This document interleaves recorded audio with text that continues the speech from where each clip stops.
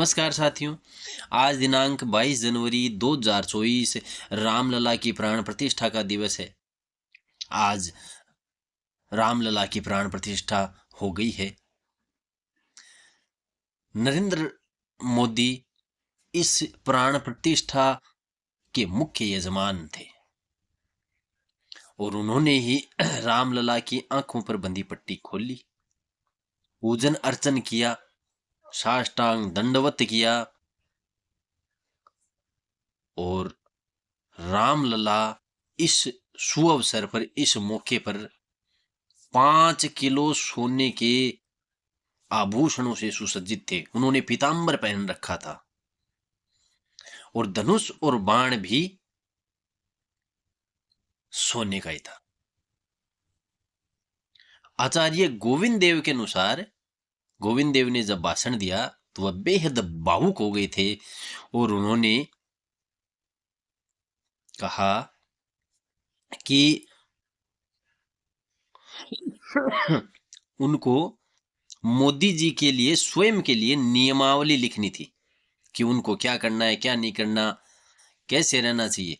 तो वह बताते बताते भावुक हो गए कि उनको केवल ये कहा था कि आपको 3 दिन ही उपवास करना है, जबकि नरेंद्र मोदी 11 दिन उपवास पर रहे और उनको कहा गया था कि आप केवल 3 दिन ही भूमि पर शयन करें,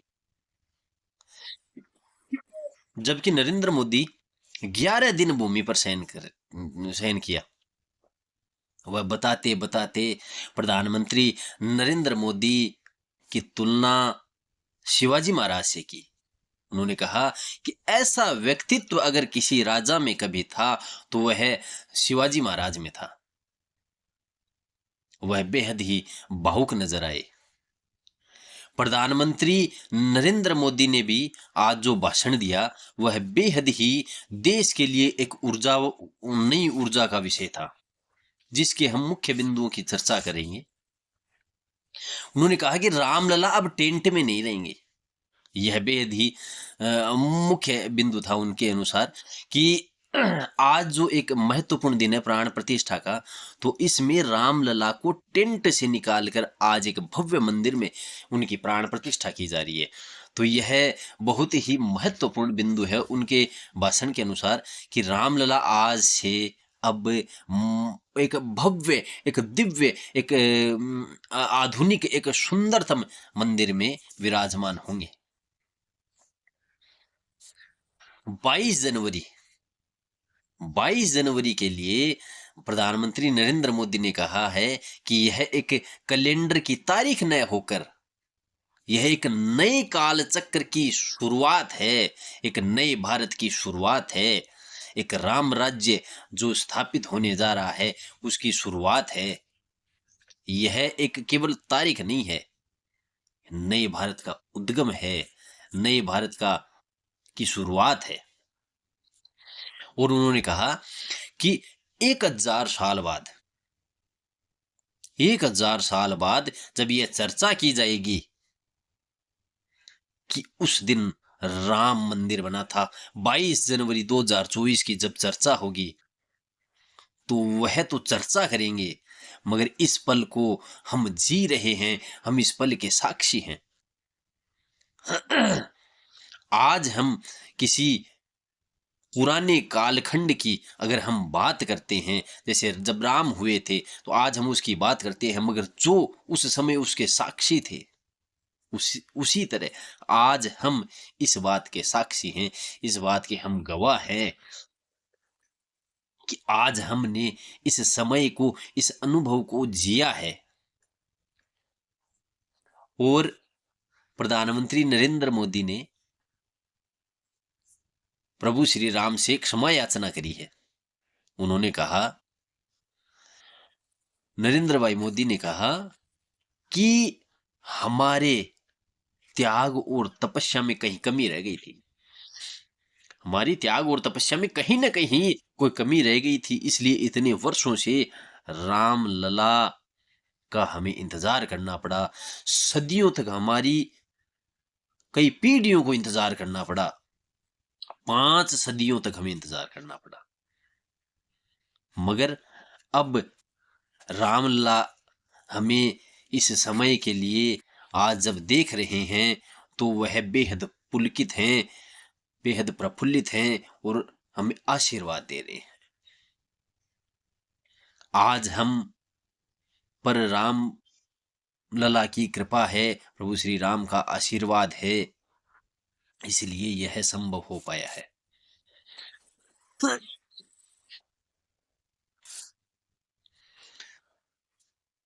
प्रधानमंत्री जी ने कार सेवकों का बलिदान भी याद किया, जो कि एक महत्वपूर्ण बिंदु है यहाँ पर, कि उन्होंने कार सेवकों का जो बलिदान है वह भी स्मरण किया है। क्योंकि मंदिर अगर कहीं मार्ग प्रशस्त होने का कोई अगर कारण है तो वह मुख्य कारण कार सेवक ही थे। कार सेवकों का जो बलिदान हुआ है, संतों का जो बलिदान हुआ है, उस बलिदान को भी उन्होंने याद किया है।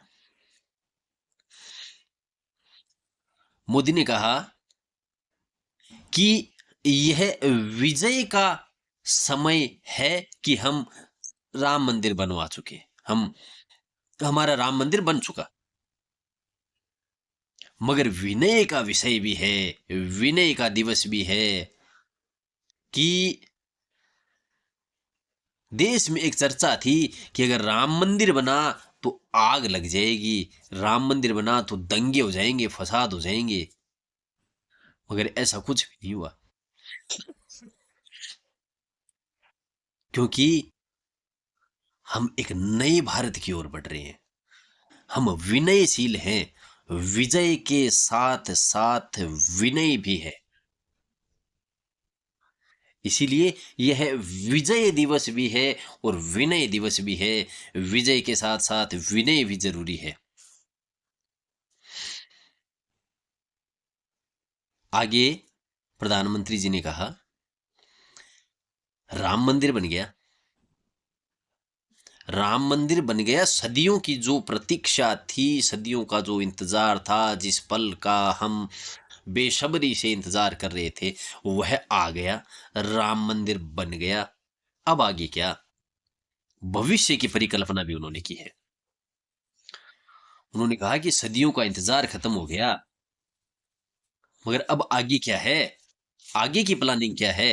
मैनेजमेंट के अकॉर्डिंग उन्होंने इस पल की भी बात की है कि अब आगे क्या करेंगे। तो उन्होंने कहा कि अगले 1000 साल तक राम राज्य चलेगा। जैसे त्रेता युग में जब राम आए थे तो हजारों साल तक उनकी महिमा, उनके नाम से एक राम राज्य की स्थापना हुई थी, हजारों साल तक वह राम राज्य चला था। उसी तरह आज जब राम मंदिर की स्थापना, राम मंदिर में रामलला की प्राण प्रतिष्ठा हो गई है, राम मंदिर बन गया है, सदियों का इंतजार खत्म हो गया है, तब तब 1000 साल, लगभग 1000 साल तक का ये जो कालखंड, जो दिव्य, जो राम राज्य है, हमें उसको दिव्य बनाना है, उसको भव्य बनाना है, उसकी शुरुआत करनी है, एक नए भारत का निर्माण करना है, नए भारत के निर्माण की नींव रखनी है। उन्होंने मां सबरी को भी याद किया है कि मां सबरी ने बहुत पहले कह दिया था कि राम आएंगे, राम आएंगे।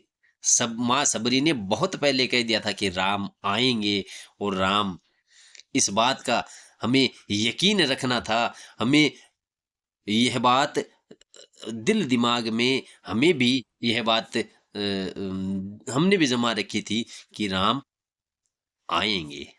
और आज वह शुभ घड़ी, एक 500 साल के लंबे अंतराल के बाद राम आ गए हैं। राम की, प्रभु श्री राम की प्राण प्रतिष्ठा हो गई है, मंदिर बन गया है, राम आ गए हैं। उन्होंने कहा कि नया जो भारत हम बना रहे हैं, अब जो राम राज्य का जो भारत है उसमें कोई भी छोटा नहीं रहेगा। अगर कोई ये समझता है कि मैं छोटा हूं, तो वह गलत समझता है। क्योंकि अगर वह छोटा खुद को समझता है तो उस गिलहरी को देखे, उस गिलहरी को देखे जिसने अपना छोटा सा योगदान दिया था। क्योंकि देश में कोई भी छोटा नहीं है, देश में सब समान हैं, कोई भी छोटा नहीं है। कोई भी छोटा अपने आप को समझ नहीं सकता। जटायु रावण के सामने कुछ भी नहीं था, मगर उसने अपना प्रयास किया। हमें अपना प्रयास करना है। प्रधानमंत्री मोदी जी ने हमें जो मैनेजमेंट सिखाया है, हमें जो ज्ञान दिया है, वह ये कहता है कि एक नए भारत की नींव रखनी है। उसमें हम सबका बराबर योगदान, कोई भी छोटा बड़ा नहीं है, सबका बराबर योगदान होगा। क्योंकि हर एक चीज हर जगह मायने रखती है। अगर कहीं पर सुई मायने रखती है तो कहीं पर तलवार मायने रखती है। तो इसका मतलब यह नहीं है कि दोनों में से सुई की महत्ता कम है, नहीं। हर चीज का अपने अपने स्थान पर बराबर महत्व है। उन्होंने कहा हमें कम समझने की जरूरत नहीं है, राम राज्य स्थापित हो रहा है, एक नए भारत का निर्माण हो रहा है। हम कमतर नहीं है, हम उस पीढ़ी का, हम उस जो नई पीढ़ी है उसका हम प्रतिनिधित्व कर रहे हैं। हम उस पल को जी रहे हैं, हम उस पीढ़ी में से हैं। हम उस पीढ़ी जो एक नया भारत बना रही है, हम उस पीढ़ी के रचनाकार हैं। और हम वह पीढ़ी भी हैं जो चांद पर तिरंगा लहरा रही है, जो सूर्य के पास जाकर अपना एक नया मिशन, एक नया आयाम स्थापित कर रही है। आसमान में तेजस की एक अलग ही महिमा है और सागर में विक्रांत का। यह एक नया भारत है जिसने चहुं और विकास किया है, जो एक नए उद्गम को, एक नए पल को स्वीकार करने के लिए तैयार है। वह नया भारत, उस नए भारत का आगाज हो चुका है। प्रधानमंत्री नरेंद्र मोदी ने सभी चीजों पर बारीकी से हर चीज को मुख्य धारा में जोड़ा है। और उन्होंने सबको समान भाव से राम राज्य, राम जो एक नया भारत है उसके लिए सभी को तैयार किया है कि हमें तैयार होना चाहिए। हम उस नींव के पत्थर हैं जो नए भारत के लिए तैयार हो रही है, जो नए भारत की जो नींव है। धन्यवाद साथियों।